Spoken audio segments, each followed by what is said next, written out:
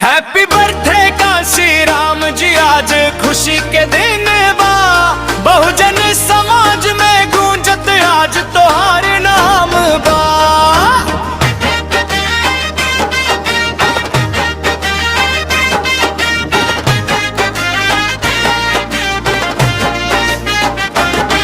नीला झंडा लहराए, नीला झंडा लहराए, बजे ढोल नगाड़ा आज। हैप्पी बर्थडे काशी राम जी, सबके दिल के आवाज। हैप्पी बर्थडे काशी राम जी, सबके दिल के आवाज।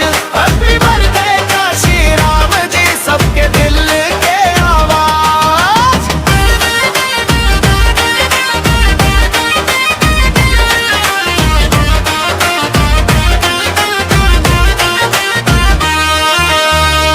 जन्मदिन के जश्न में जुटल समाज आज। नीला झंडा लेके बढ़ल नौजवान आज। संघर्ष के राह दिखवनी सबके आप। बहुजन मिशन